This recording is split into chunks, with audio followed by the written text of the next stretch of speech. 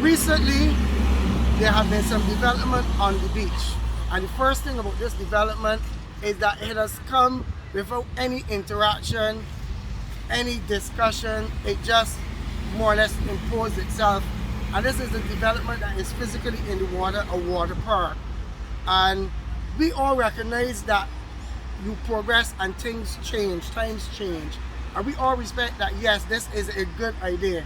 But we also understand that it's a good idea that has been implemented wrong. There are a lot of questions, a lot of concerns that we have as, let's say, residents, people that have been here first. It's not a matter of you bringing a new development and just discarding and getting rid of an existing beach culture and a beach community. And this is where our concern really lies. Since that park was put there, I used to get a swim, I went for a swim, or right in my path. I can't swim. For me to swim, I gotta go around. And then going around, now I'm going through it. I need to go to the right little more. A little further north, that we can bathe and we have fun. This is our recreation for 2 hours per morning, and these people is trying to take it from us. That's what we can see. I wrote a letter to the Minister of Maritime Affairs and Blue Economy, Kirk Humphrey. I used his official email address. That letter was sent on the 2nd of December. As of this morning, before he left to come to the beach at 7 o'clock, I did not see it. We concerned is that not that we wanted to move out to the water. We understand as a tourism incentive or promotion of project, but it come and take up where we was being for over more 48 years. We just needed to shift to the right in front of Rascals or the owners of the restaurant. We don't want it to go to the water like some people think that we against it. We are not against it coming, but the location that it is, we just want to move. Because we come here for 40-somebody years.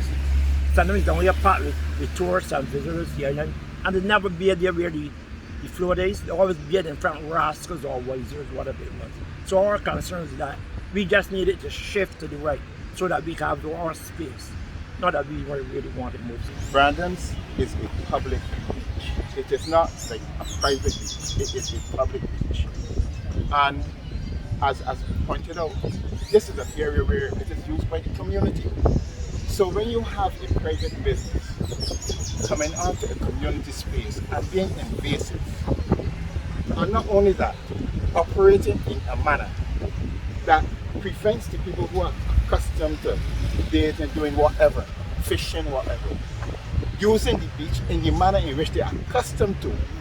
It can't be just treated as a normal thing, as it's not your own. The other point I wish to make is that, to my recollection, the last time anything similar to this was attempted in Barbados, there was a public hearing in which the residents of the area were invited to participate, to give their views as to whether or not they thought it was practical. Of course, that was shelved. In this particular case, nothing like that has been done.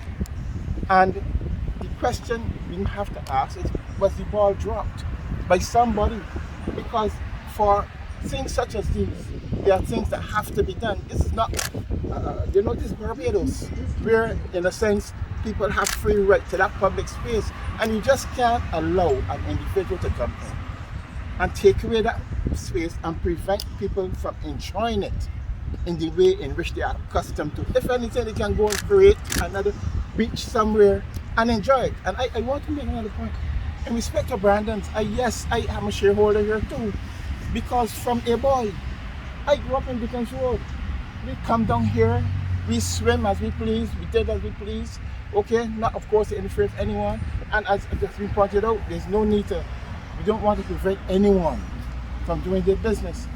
When things first happened at Brandon's, it was made clear by the government then that you cannot prevent people from enjoying the beach in the way in which we're supposed to.